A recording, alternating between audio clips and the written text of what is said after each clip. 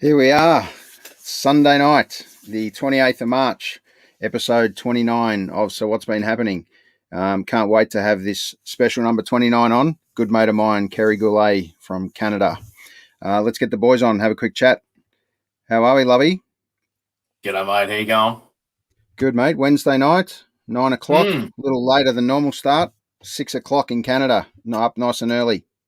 It's actually Sunday night too, mate, not Wednesday, but that's all right. Yeah, how am I going? All right, let's go back in time. Yeah. Cuz, how are we? What night is it, mate? Yeah, nothing like a blooper to start the night. We'll edit that a bit out, as we don't. We never edit. We're going live. It's amazing. We've got a couple of shows, big shows coming up. I was just thinking through to this Wednesday. Just give that a quick mention now with Dan Brody. Can't wait to have him on. Back to another muso again. We've got a big lineup of musos coming in the next few weeks, so it's good to break it up with a sports personality and superstar. A little bit of light there, cuz, would be nice. It's nice and dark in your house. All good, mate. Nothing like good preparation. All right. Yeah, put that back on, mate. At least they got the night right. Yeah. Yes, correct. Boys, we're going to release a new logo for us, which is good. Eddie, our man Eddie Zammit has come to the party with the goods here. We will release that. I'll show you that one a little bit later, but it's up in that top corner. Beautiful. So here it is. Like it. What's been happening? And that's where you find us, that Linktree link there. You find all our links to our shows. So that's where we are. Do all the normal dodgy things with T-shirts, the hats, the stubby holders. They'll all come too. Let's get Absolutely. You can get that cranking. Yeah, why not? Yeah, sounds like a good plan. Golf days, trips away, beautiful.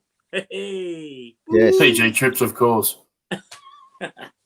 Boys, how's the footy been? All prepared for round one? So we're talking local football for Lily Day, right? So obviously we get next week off. We don't get into. Okay. Sorry, I'll keep talking while you interrupt, Glenn. No, we. I think we're right to go. We had a good hit out yesterday against Hampton Hammers, and look, hopefully you don't like to see football clubs struggling. They say they've got about 10 players overall, 10 or 12 players to come back, but for us it was a good touch-up type of performance. It was nice to take a bit of confidence into a fortnight's time, and really, I think what we saw back in November, December from a young perspective, a young player's perspective, all the ones that are under 23, they've gotten better as the summer's gone on. So for us, sky's the limit. Expectations are very low from the outside, which that's fine.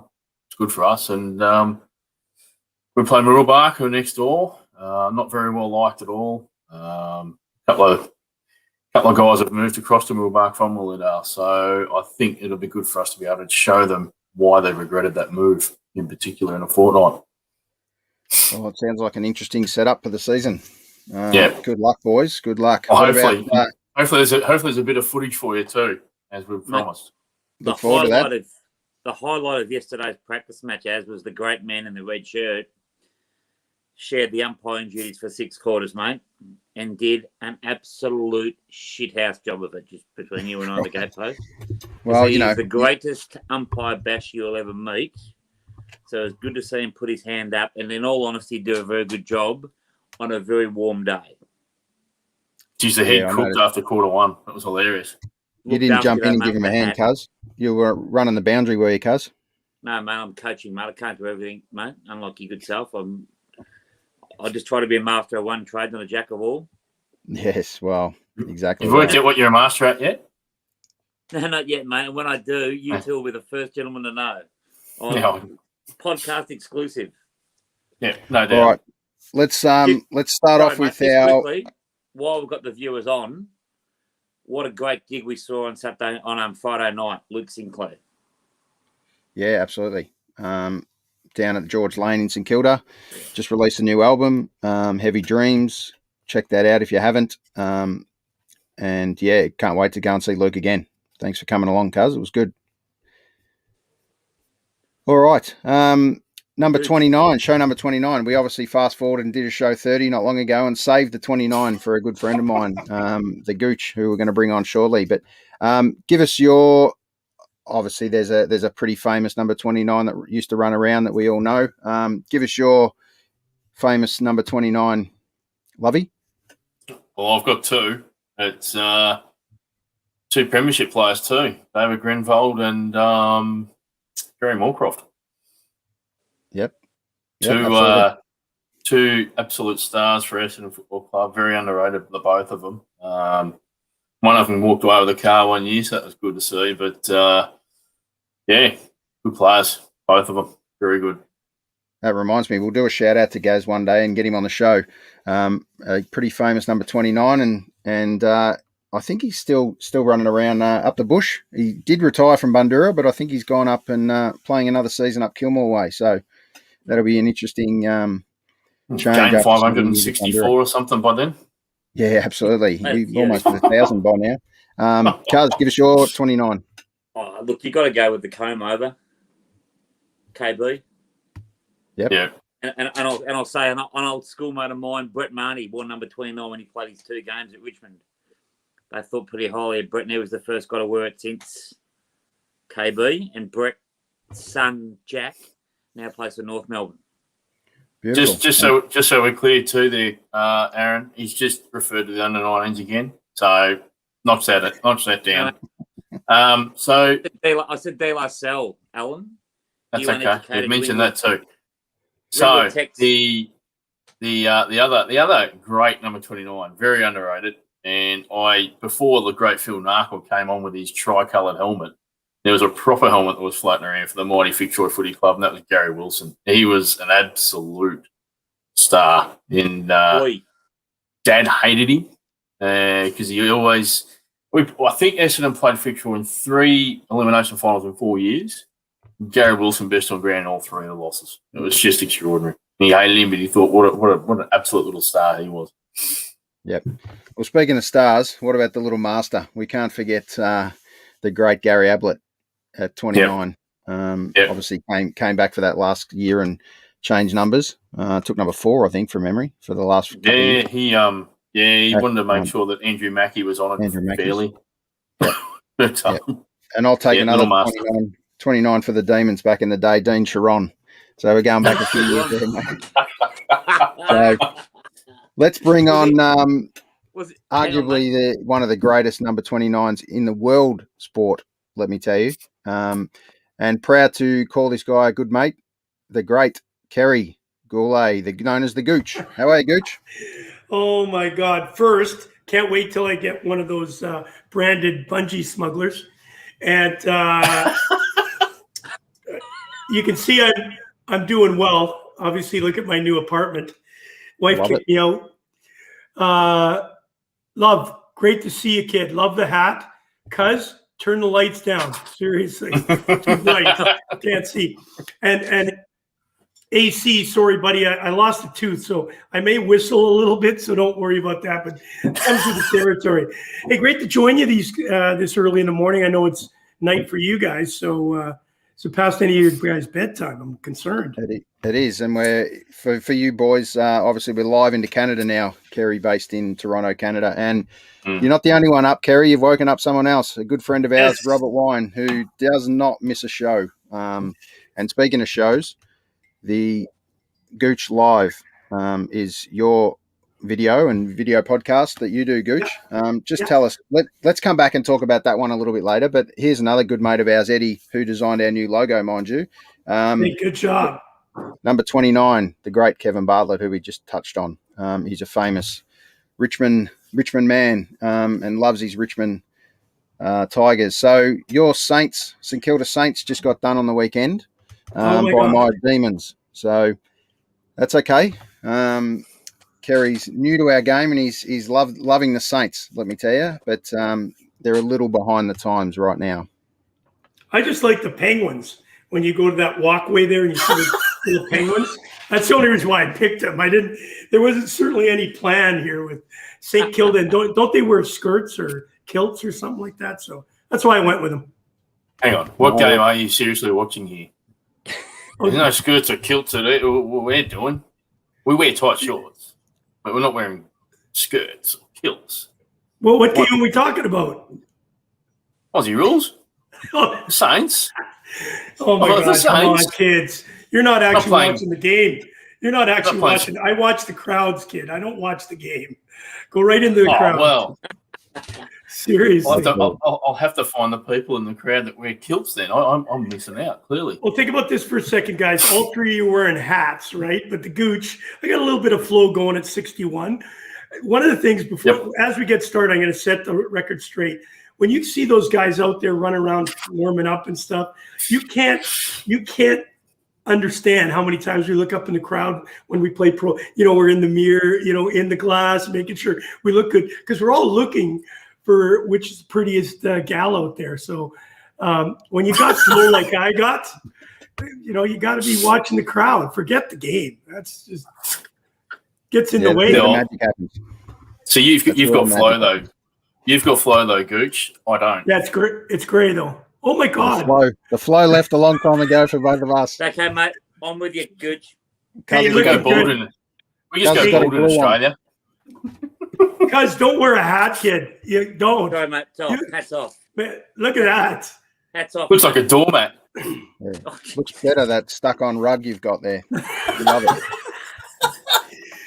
Hey, listen, I need my floors buffed. Yeah, exactly. All right, let's get into it. We should be take up about. Scene early. That's right. Scene early. Nothing like a good bit of banter. Yes, good. Sir. Talk to us about obviously growing up in Canada. Yes. Ice hockey was obviously a love and one of the biggest loves in Canada. But where did sport kind of start for you in the early days? What was sport for you? Actually, obviously coming from Winnipeg, Manitoba, Canada, anywhere from I would say October to roughly April. In those days, it was like a frozen sheet. All the streets were frozen, ice rinks outdoors everywhere, temperatures anywhere from -20 to -40. And we were just thrown outside and said, hey, go and have some fun. So at 3, my mother was a speed skater and very close to the Olympic stage. Never quite made it. I can recall the early days, her taking me out. My mother was more of the sports star in my family. My father worked shift work, so he never really got an opportunity to become. He never found a passion in sport other than what his kids lived with. And she would go out in the mornings, probably about 8 or 9 in the morning, and go speed skating around an oval, but it was a figure 8. And she would drag me out there, and I had these little bob skates, and she would have this kind of scarf put around her waist. I was about 3 years old, and I would just hang on, just like a toboggan or somebody pulling you with a sled. And I just went around with her, and it was just fascinating how cold the wind was. And my little eyelids had icicles from it, freezing, like absolutely frozen. But I always had a smile. Well, the smile was actually frozen in my face, but that's where I fell in love. My mother, God rest her soul, one of the most inspirational people in my life, short little girl, a fiery girl. She just loved sport, and she gave me that love. You don't usually hear that from a guy saying, wow, I fell in love with sport because of my mom. And I love my dad. He was an amazing man, but in his own right. And so it gave me the opportunity to skate at a very young age. And then, of course, it led to an incredible journey, more so than a career. It was a journey, and it still is a journey. And, of course, I'm honored that I'm able to do the things I do through just playing a game called ice hockey. And you're 100% right. Robert makes a good point here talking about Winnipeg. It's so cold. It's known as Winterpeg. Absolutely. Sheets of snow everywhere. So now, I'll give you kind of an idea, if you don't mind, just quickly about the temperature. You hear cold places around the world. I was in Edmonton last year with a group from Adelaide. They were called the Corona Boomerangs, an Indigenous team that came over from Adelaide. And it was they left at +40 and arrived in Edmonton at -43. So that sounds cold, right? And it is. And I was in 1979-ish, roughly, my New Year's Eve was minus 58 with the wind chill factor in Winnipeg, downtown Winnipeg. So that's cold. Yeah, absolutely. Talk I about would just Jamaican feel like bobsled. I'd feel like the insides of me would just completely freeze. They're done. They're gone. Yeah, no, love it. So from learning to skate and speed skating, where did that take you? Growing up as kids, Well, obviously it wasn't snow all the time. What happened through summer there? Well, through summer, in those days, kids I played every sport. So I played American football, not the Aussie rule football type, but it was called six-man, and I was a quarterback. I was the guy that grabbed the ball and threw it around. So I fell in love with that game, and then played baseball, which was one of those games where it was really boring, but I loved it because I was a second baseman. And if you know anything about baseball, the second baseman and the shortstop get a lot of action. And I fell in love with that game. And because my mother was a multiple sport person, she just made sure I enjoyed every game. And of course, you've heard white man can't jump in basketball, so I gave that up really quickly because I was awful. And then I played that soccer game, and my coach actually ended up being Gerhard Zimmerman, so a big, huge soccer fan. And because I was fairly athletic, I was heavy bottom end, big tree trunks for legs. They thought I could, be a fullback in that sport. And I ended up sitting on the bench a lot because I just felt it really boring, running around and falling down and starting to cry a lot. And so I said, no, that's not the sport. I came back to ice hockey and just a love affair. And I'm really honored. I know you probably had a lot of sports stars involved. I'm not a big sports star. I didn't make it to the National Hockey League. My young career brought me through all the trials and tribulations, all the journeys you would hear from anybody that's ever played a sport as long as I have. But it's been amazing because it's helped me meet so many great people like yourself, AC, and of course your beautiful wife, Saitel. It's taken me from every parts of the world, and the Hockey News, which I see you're wearing a shirt of that, arguably one of the greatest and biggest sports magazines when it comes to ice hockey, are just doing a story about me. Shameless plug. It's called "My Skates Are My Passport to the World." And listen, I wasn't the greatest student. I got to grade 12 by passing grade 6 twice. I think I was almost 6 foot when I was in grade 6. So I wasn't very scholastic. I didn't really open the books a lot. I just used sports to get me through school. And I'm very, very fortunate that school was not a big part of my life, but it gave me the basis to figure it all out, like use a calculator. And what happened through it all is the fact that it gave me my life. Ice hockey, I owe everything to the game because it took me to places the average person never got to without an education. I now am what I believe is worldly educated. I would have loved to go to university. I would have loved to gone through college, all those dorm parties and all those sleepless nights, not studying, but dancing on the dance floor. I didn't get that part of my life, but I was given it back when I went over to Europe and played hockey. So the youth part of my game set the foundation for me to be as good as I could be in the game. And it opened doors that I never would have thought of when I was told I was going to play in the National Hockey League, which is like your AFL for Aussie rule or your national rugby team. They told me I wasn't quite tough enough to play in that game.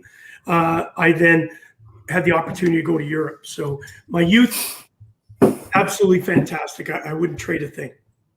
It's fantastic to hear you talk about it, Gouche, because you sound like you've got such a passion for it. Like I'm probably not nowhere near the heights what you've got to, but that's where footy, Australian rules for me, the friendships, the life skills, like Lovey and I now coach the game for the same reasons you speak about with your love of ice hockey. So, mate, it's great to hear your passion for it. And I've seen a couple of shows that you do with Az and that, and it's obviously the other stuff you do, it's wonderful that you've got what I call, you've been to the University of Life, and to get a scholarship or a doctorate from there is often better than one you'll get from a university. Yeah, definitely. So the journey through ice hockey, you obviously left Canada, and then where did that take you? Where'd you go from there, and at what age? Yeah, so this kind of, I could tell stories forever, so I'm going to try and shorten some of these for you, because it's a journey. Like it's something you, because it's my life, and I look back at it. I'm being 61. There are so many great moments, and this was one of the funniest moments that happened to me. I owned a nightclub, and I was 21. Disco had just hit, Staying Alive with the Bee Gees, and we started this DJ company. Believe it or not, here I am on a microphone and getting people up on the dance floor. My buddy owned this small little firm, and he ran out of DJs one night because his business was booming. So he asked me to be a part of it. So I got out there and did all this stuff.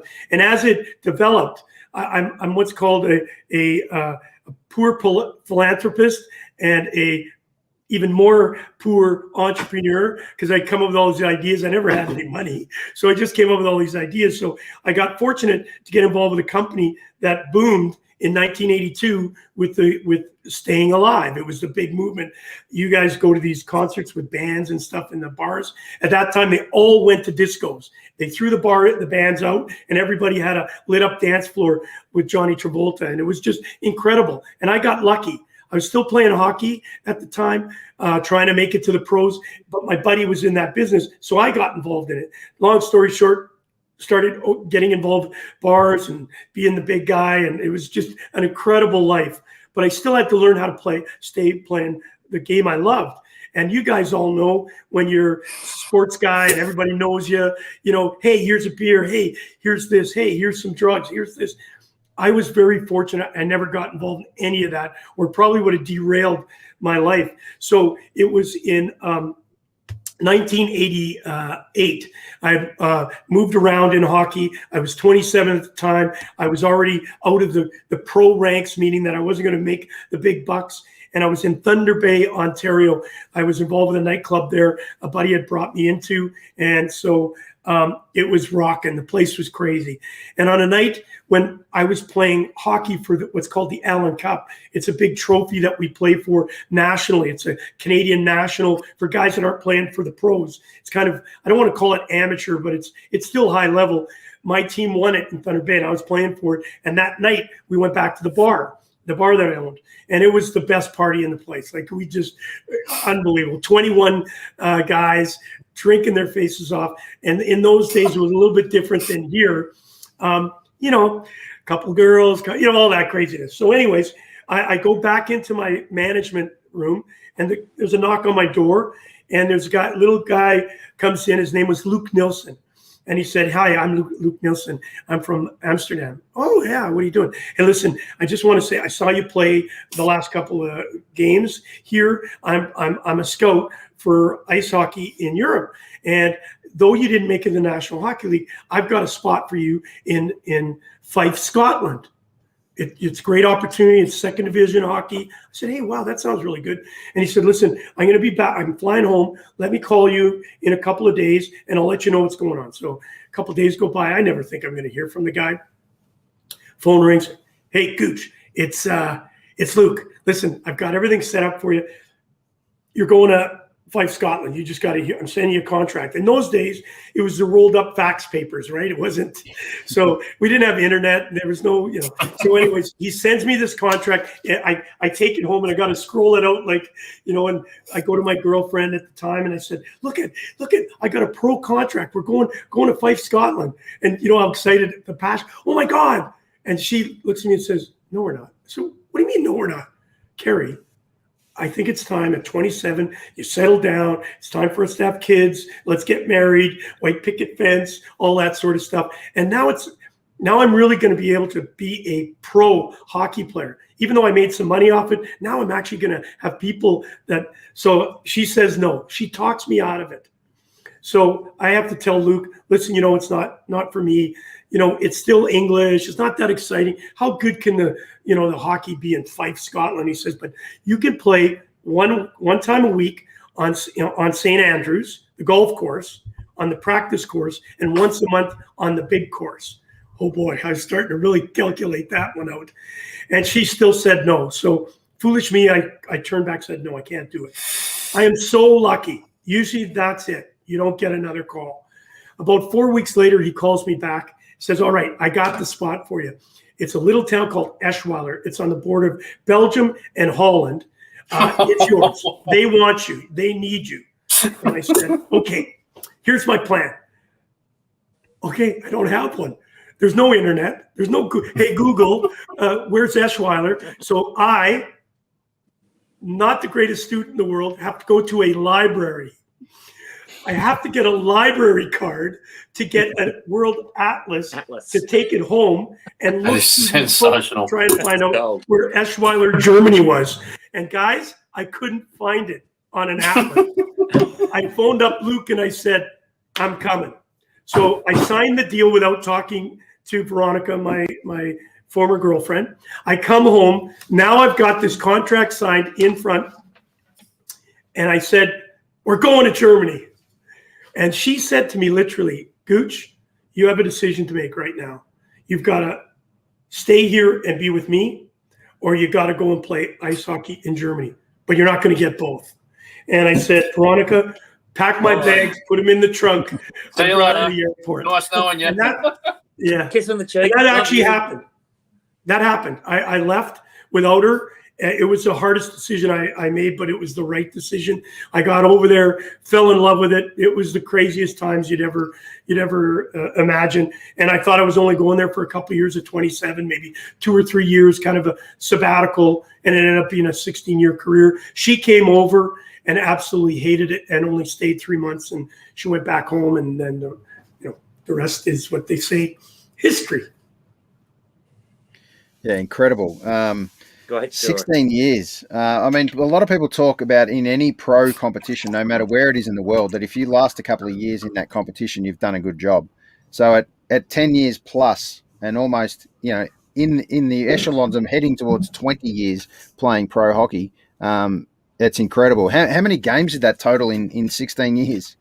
It's well over 2,000. But the thing that when people ask me how many games and how many, it's not the games. When you think about 2-a-day practices, so we'd skate in the morning, skate in the afternoon, play 3 times a week. How many times I bent over and tied up my skates and put on that equipment? Because you guys play that sissy game where you don't have any equipment. We actually wear helmets and mouth guards, which I should have been wearing. I didn't. And, visors. And, yeah. So I don't like this guy here. Yeah. But people call that's crazy because here we are in Blades of Steel traveling 35 miles an hour. And that's what I found really interesting coming over to you guys is you guys are the ones that are crazy. You're smashing and bashing and crashing with no helmets, no equipment. So when they call ice hockey players crazy, you guys got us beat with AFL and rugby because I understand both games. A huge compliment to the AFL and rugby players. What you guys do to each other is insane. You should all be in jail.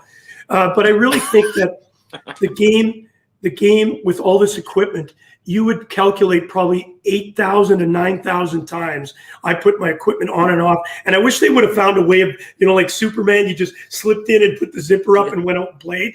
Because then you had to get Velcro because I couldn't bend down as much to get my skates done. There were games, guys, where I had people having to actually tie my skates. I was one of those absolutely craziest guys in the world. I would not miss a game unless I had 2 casts on my legs or, the doctor said if you played tonight, you'd die.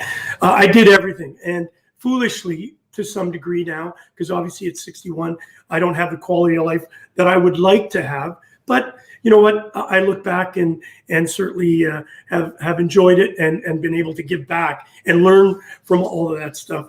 But when it comes to the game itself, I think there's nothing better than being on the ice. And I always said this, I never touched drugs, never touched cocaine, even though it was prevalent around me at all times, never smoked marijuana, never did any, I may be drunk 3 or 4 times in my life, physically drunk where, I was stumbling.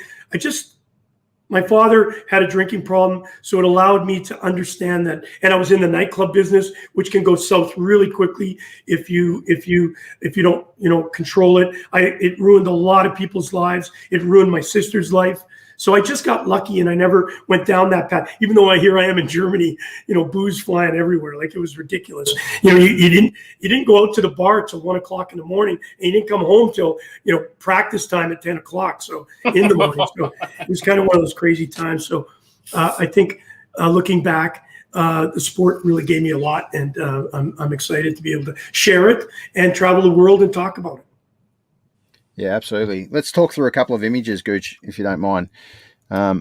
This one here, a trading card, no doubt. Yeah, that was the so my first team, as I was telling you, was Eschweiler. I got there, and this is how arrogant I was. You guys don't know Wayne Gretzky. You'll see it, or you may. You'll see it in a picture. He's got this Jofa helmet, which is really iconic for him, and he used to tuck his shirt in his back. And so that was legendary, right?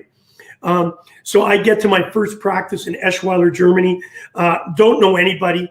Can't speak the language.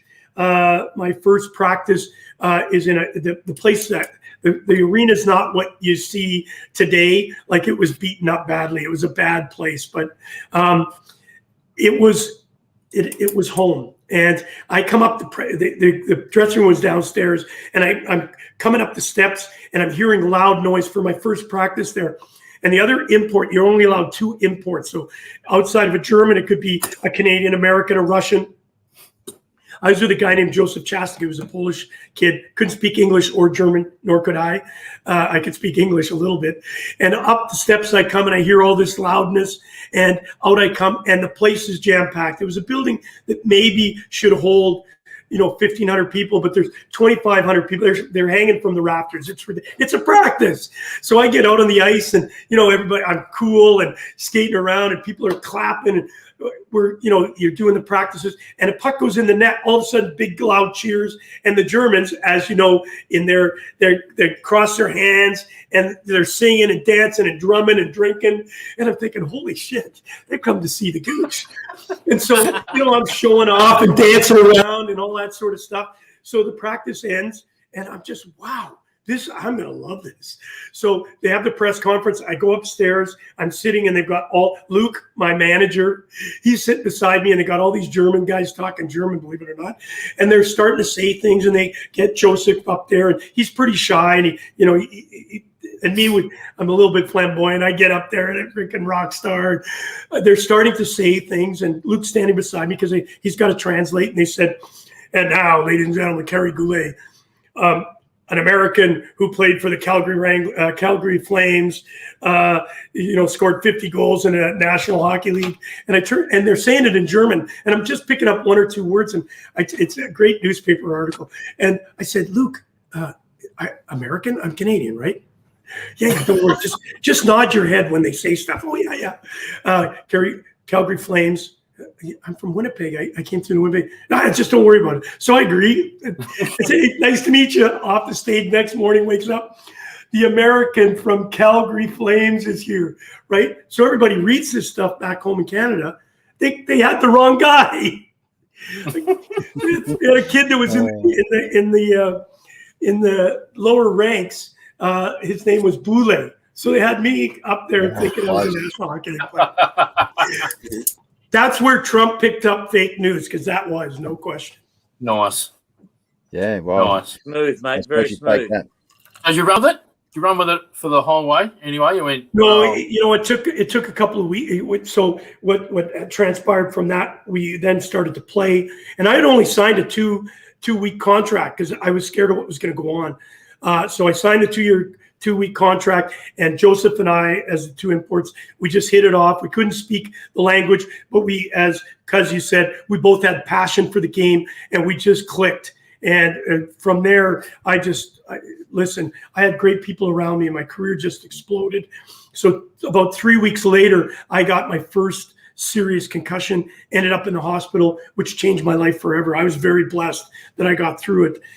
It took me down some rough paths, but I actually played the whole season out.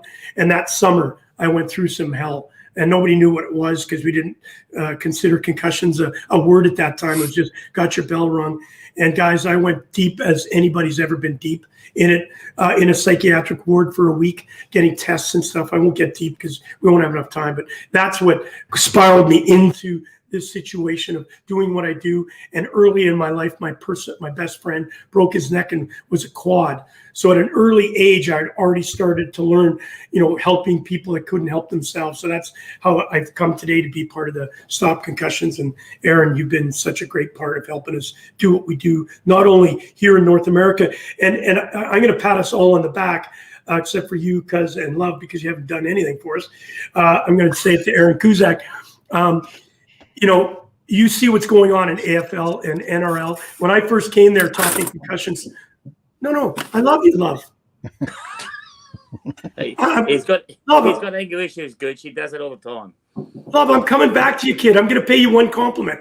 But as it turns out, now you see what's going on over there with AFL, with rugby, and everybody pointing fingers and that. We lived through it here 10 years ago, guys. I almost took my life. I've had friends take their lives. This is real. This is not putting blame on the AFL, the NRL, or anybody. It's putting blame on ourselves, back at us. And I think we all have to just calm down. We're not all going to die of CTE. We've got to educate, manage it properly. And that's what, Aaron, you've been so great at helping us. And we're going to be rolling that out very soon and helping people understand that, we've got to take care of our brains better. That's all we're asking.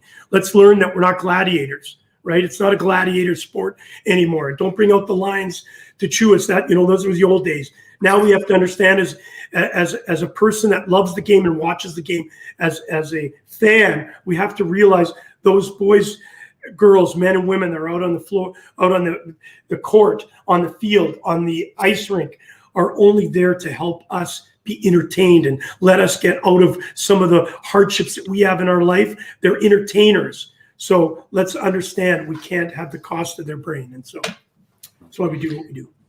Absolutely. And there's no doubt, Gouche, you've given so much back. And when you retired, after so many years of playing hockey, and there's obviously some great trophies you've won along the way. You actually came, and here's another one, celebrating a great win, obviously, in the paper over there. That year we won the German championship, so that was kind of cool. Yeah, and it was this was an early day. That was my first. Listen, that was. Again, we don't have enough time to tell you all the stories, and that's why I want you to buy my memoirs. I'm actually writing, and it's funny. I mentioned to you earlier, my skates are my passport to the world. Not that I'm some great superstar or anything like that, except if you ask my mother, she would tell you I was. I'm writing down all these things that have gone on, not for me, but to share, because there are so many incredible stories. And that picture right there, the reason why I was so smug is I was a player coach. So I was actually the coach while playing in the third division. So it's probably the second tier below your AFL. And that's not common. And I played till 41, which is also not common in this sport. And at that time, I was 33 years old. I was already written off by a couple of the owners of the team, because our team was up and down. We're going through all these problems. And the journey is of ebb and flow. You can't take the highs too high and the lows too low. I know you probably hear that often, but it's true. And so I used to be one of those kids that overreacted, underreacted, and then when I got over to Germany, because I didn't understand a word anybody was saying, my German was Hogan's Heroes German. Achtung, bring me a beer. Schultz, all sorts. Yeah. Well, a lot of the management said that, and that was very true. They didn't know anything. And so they really, because of my position, I was either really held on a pedestal or I couldn't go out to eat, because they're so passionate. If we won, I was a god. If we lost, just one game, not 5 in a row, one game, you didn't go out to the restaurants because you'd just be inundated with a bunch of crap. So I learned very early that I got to just have an even keel. And that smile there was the week before they were talking to another guy behind my back to replace me for the following year. And winning that trophy and holding it in my hands, it cost them a lot of money. So they had to put up a big bonus check to me. And I just knew that. And I said, you sons of bitches. And so they tried to eliminate me because I was a little bit arrogant. And they, pardon my French, they were trying to get rid of me behind my back. And it ended up, it cost them because the fans, as you know, were the ones that helped me. They actually, you know, chanted and signed petitions. And it got me a 3-year deal. Beautiful. So, foolish you guys. Win-win. Beautiful. And obviously, we talked about your skates being the passport to the world, and being retired for so many years. And then just tell us quickly about this the comeback period. Well, yeah. And why you did that. Yeah. So in 2000, I can't even remember the number, but I was 52 at the time, and a good friend of mine he was my stick boy while I was playing over there, and he was playing for. So there's a pro team, and then you've got other levels, right? So they had me on this team, and he had called me and said, "Hey, Gouche, you missed 2,000 points in your career by 3 points.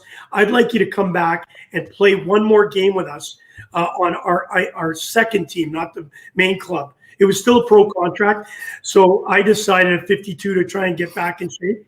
And I flew over there, spent a couple of weeks training and doing all this craziness just to go back and play one game to get 3 points. And so I did everything possible. I had worn shoulder pads for probably 15 years. And I was playing beer league hockey, which was 55 minutes of, this is a full game on international ice. So I went back, and Andy had convinced me to do this silliness, and I was going to play on his line. And his dream was always to play with me one game, and I pass him the puck for him to score. And that was his dream. So we set it all up. We get out there. These kids, honestly, the guys were playing. I'm 52. Most of them are 25. I probably fathered some of them. And they're on the other team, and I'm on the other side. There's warm up, and I'm looking over at these kids, and they're all pea and vinegar, right? And I'm doing my little strut, and I'm the Gouche. My jersey's hung up in the rafters. My jersey was retired. So there I am skating around with the name Goulet on the back, 29, and up these kids are looking, that's his jersey, that type of thing, right? So I was scared because I thought I would embarrass myself to these kids. First period, we're down 2-0, and it wasn't looking very good. And in the second period, we play 3 periods. I kind of got my wind. I started, feeling a little bit better, and I score. The place goes crazy. I'm 2 points away, and then, long story short, I get 2 assists to go to 3,000. And my young buddy that called me over, it was 2 passes to him to score, and it was just an incredible accomplishment. And it was a party like no others. And I thought I was 25, not 52, and I hurt for a week.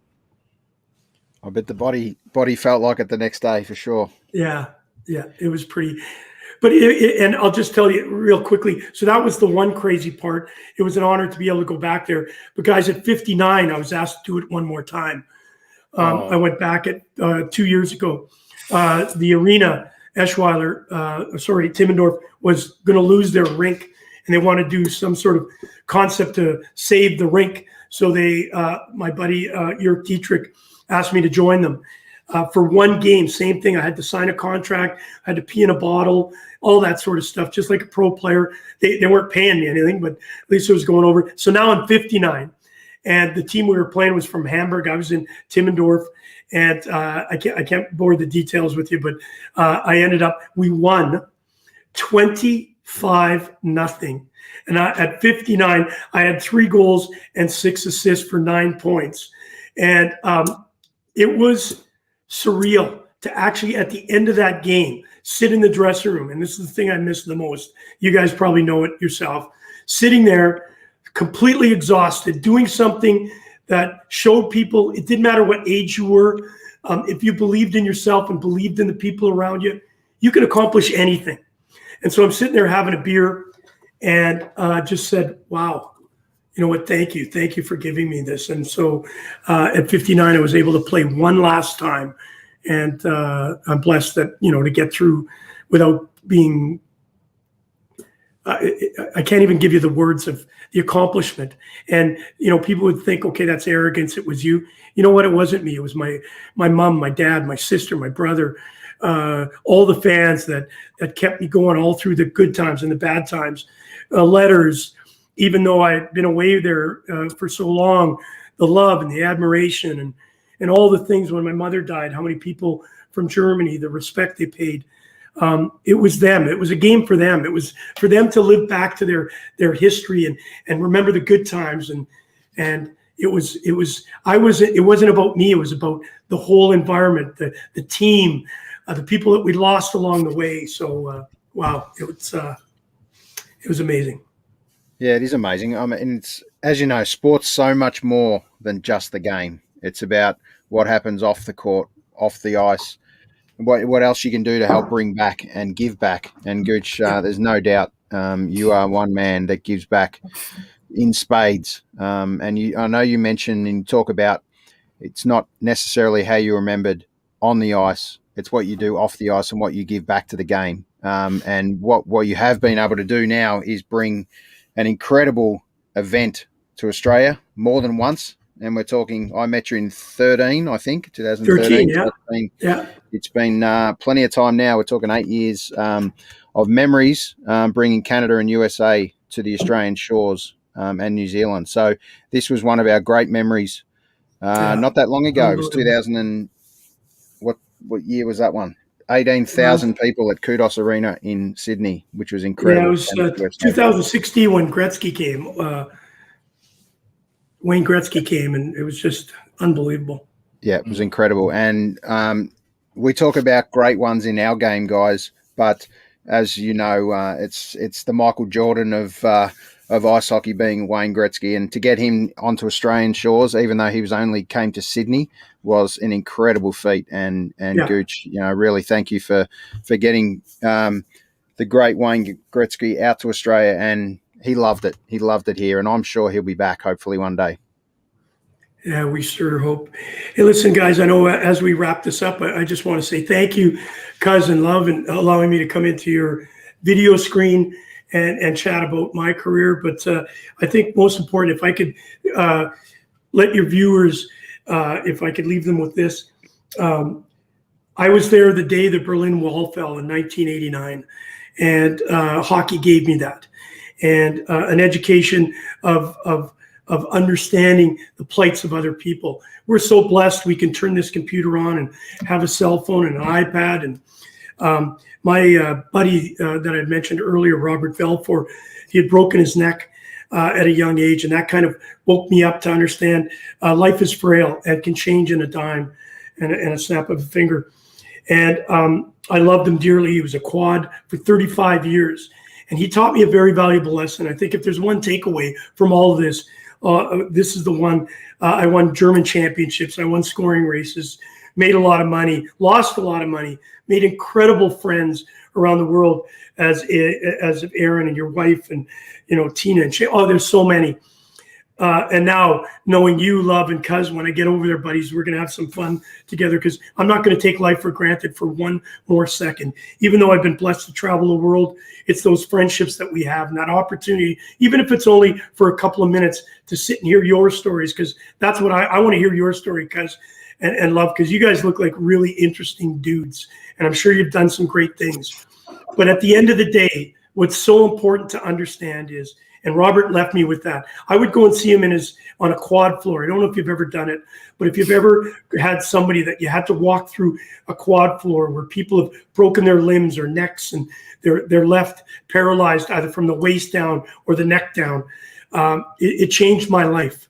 So I would go and see Robert on a regular basis. And when we lost him, I had to fly home and do the eulogy. And in front of 200 people at this eulogy, I hadn't seen a bunch of these guys. They were all hockey buds, because he was my line mate and played a bunch of teams. So I hadn't seen a lot of these guys for a long time. And I'm pretty good with the gift of the gab. And so I wrote this big, huge speech and on the plane, and I arrived in Winnipeg, and they drove me straight to the funeral home, and everybody was there. And because I'd played in Europe, people were, hey, Gouche, hey, tell us stories. And I was pretty surreal. It was one of those moments where you'd lost a buddy. I wasn't there every day, but he still was in my heart, and he helped me understand life. And I stood up there in front of these people, and I looked around the room, and I saw guys I hadn't seen in 30 years, and I was kind of intimidated with the speech. And, I looked at the paper, and I looked up, and I put the paper down. I said, you know what? It would be unfair for me to read this. So please be patient with me. I'm just going to tell you what Robert meant to me. And the words came to me so easily just because of the love and the admiration that was in the room for this young guy. And I said to them all, and I said, why did Robert bring us here today? I'm truly trying to understand that. Every time I went to the hospital, he never complained. He never said his plight. He never said the regrets. He only talked positively. It was as if I was his best buddy, yet he was living with me everywhere I went because I would send him pictures. I would go and visit him. He taught us one very important point in life. It's not what you collect along your journey. The cars, the money, the accolades, the trophies, the scoring titles. That's your journey and your accolades. It's what you give back. And that's exactly what he taught me, because he never complained, even in his situation laying in bed for 35 years. And when we lost him, there was not a complaint ever, or a regret, or blaming anybody. And so I think that's what we need to learn at it. It doesn't matter how much money you got in the bank. It doesn't matter what you do for a living. You can change somebody's life by just being kind. And when we get out of this pandemic, that's the hope I have, is just take time out, connect with people.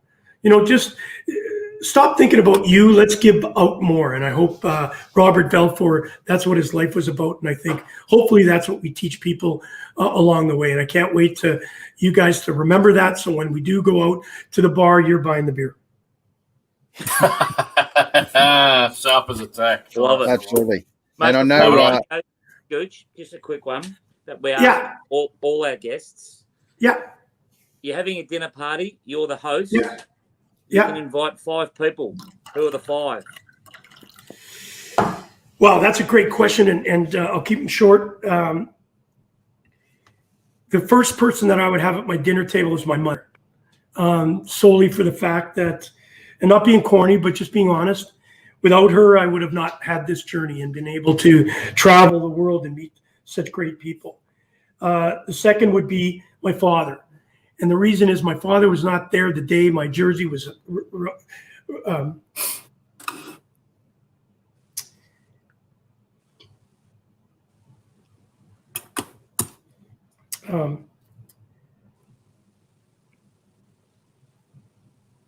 it's all right, mate. We got you. It's Thank you, Tom. we talk about that quickly. Talk about we've interviewed every guest, and we do spring that question on them for a reason, because we know it gets a reaction of we don't want you to think about it. We want it to run off the cuff. And all right, I'll run off the cuff. Cuz says every time that it's interesting. No one ever mentions their mum generally, or their parents, and to hear the first 2 people that have impacted your life so much being your parents. Unbelievable, Gouche. I love it. And I'll get through it. Sorry, guys. And so he didn't see my jersey being retired, and I know how proud he would have been, because he never played sport. And so and the third one, Aaron and Seitel, you guys would be at the table, but it's pretty full. My sister, who I lost years ago. Again, 3 people in my life. Even though my brother's still with me and I love him dearly, those 3 people, I would just like one more chance to sit and just talk about our lives together. And then I have to switch it really quickly to all my friends and family that I have along the way. I'd love to say them all, but you can't. The 2 people that I would love to sit and have an opportunity to talk to is Muhammad Ali would be one of them. And the reason of how he changed the world and became who he was. And what he did to change. And still today we battle with it, with Black Lives Matter. What have we learned since then to today? So I'd like to ask him at that dinner table, hey, what do you see now? He'd be disgusted that we're still in this position, but I'd love to hear that. And the final one, I can't say Wayne Gretzky because I've actually had that opportunity. So it would be, that's a really good question. And I think I would like to, Alan Love, that'll do. I just, you know what? You guys would have to sit on a chair all together, the three of you on one chair. I would pay money to do that. That would be a big chair. That would be a humongous chair. A very big chair. Mate, those answers are magnificent. As I said, we've had some wonderful guests, and you're a part of that. But well, thank you.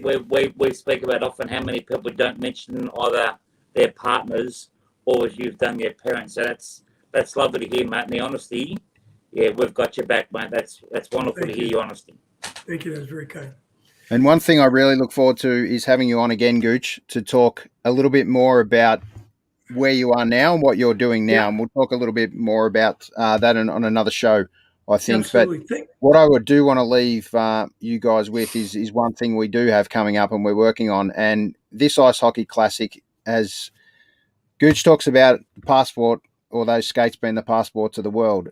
This is the reason I left Australia to go and visit other parts of the world, and was to go and see Gouche in Canada. And that was incredible for me. And I've got a lifelong buddy and brother to me, Gouche, the brother I never had. And these guys sit alongside me as that. And to do this, Gouche, was a pretty special moment. To do that for your wedding in the Hockey Hall of Fame just shows how many people, and I know you could have had 200 more guys standing there with you, but just some close friends of yours that came to that, and to all stand up there and be part of that day was incredible. So thanks so much for that, Gouche. Hey, listen, I didn't get a chance to say, obviously my wife would have been sitting on top of my knee while we were having dinner. You know what? The only reason why all those people showed up is because they knew I was paying for the beer, and they didn't have to pay to get in the Hockey Hall of Fame. Who are you kidding? And they got a jersey too, for God's sakes. That's right. But I want to leave you guys just with a little video of what we've got coming up, and then we might just touch on it quickly, Gouche, and then we'll come back and talk again on another series. But this is the kind of thing we've been working on, guys.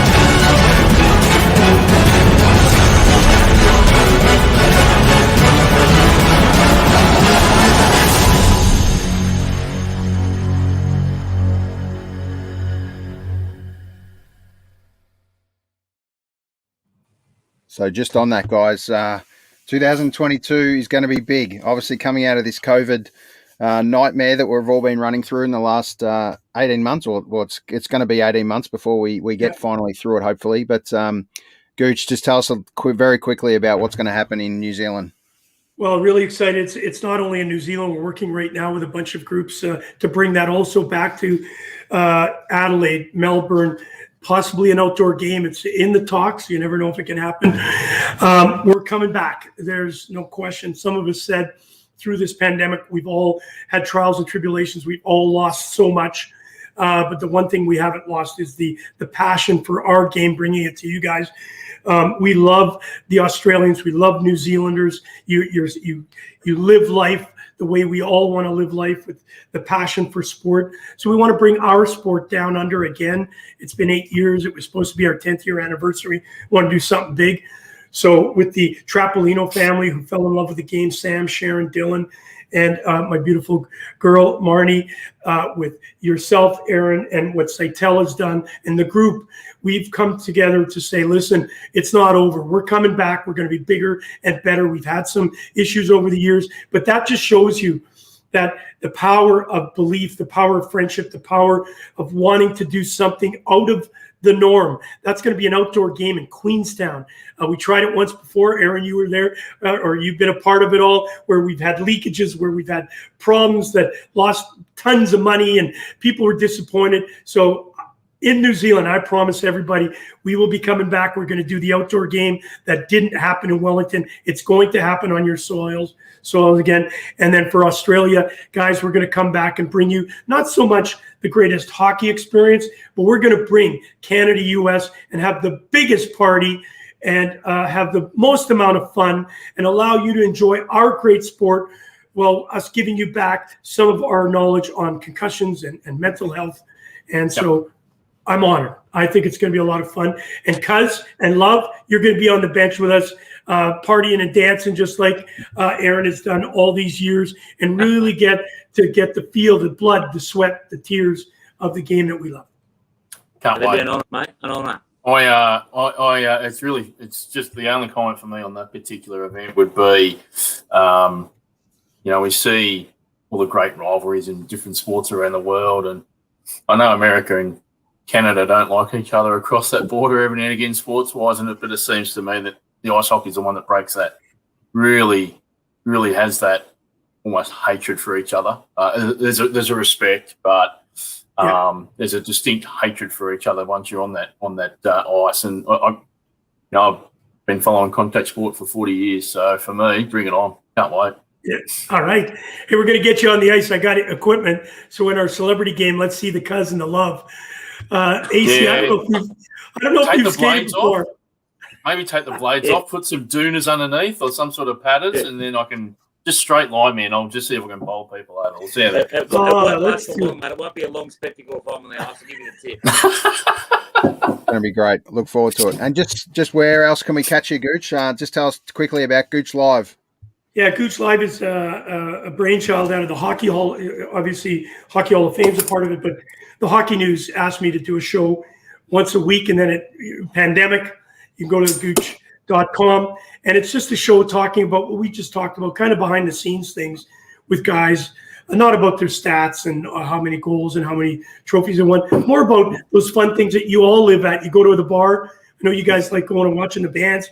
It's just like that, sitting around the dressing room and talking crap, right? Talking about stuff that you normally don't hear. So that's on every day at 4 p.m. And we just got a lot of great stuff going on because we're bored. I don't have a job. Thank God my wife's out working because I'd probably be living under a bridge or something like that. But hey, listen, I'm thank you guys. Thank you for allowing me. I'm usually on the other side doing this, but to take me on as a guest and allow me to share some stories with you and hopefully change the people's minds is truly made my morning. Thank you for waking me up so early because there's so much to do, and you've allowed me to get up, and I'm going to change. You know what I'm going to do today? I'm going to do something great. I'm going to pick up the phone and ask everybody today, because of the loneliness and the isolation that we all have, why don't you pick up the phone? I know it's late there tonight. When you guys wake up, promise me this. Phone 2 people you haven't spoken to for a long time. Everybody that's watching this and who sees it later. Take the time out to phone somebody, because you know what? That phone call could save their life. That phone call could put a smile on their face. So please, all of us, 2 people, that's all I ask of you. Tomorrow morning, I'm going to do it today. I'm going to do 5. And I don't have your numbers, but I'll be calling you about 3 o'clock in the morning just to see if you've done it. I'll answer. I always answer the phone. I'll answer. Mate, you're a star, just type in the mobile number now. Send it over, guys. I'm waking you up. Trust me. You say thank you to us for having you, mate. But honestly, as I've spoken to us about you many times before, mate, and the pleasure is all ours to have you on our show, mate. Like it's definitely a lot of love here for you, mate. Thank you, buddy. Coming back at you, kid, but social distance. That's it. Thanks again, Gooch. And just a quick push that Dan Brody's going to be on the show Wednesday night, guys. We're starting to hook up Wednesdays and Sundays again, so I really look forward to that. And thanks again, Gooch. We will see you soon, mate. Thanks. Great to meet you, mate. See you, mate. Fantastic. You got to go clean the dishes in the kitchen. See you guys. Got to do something.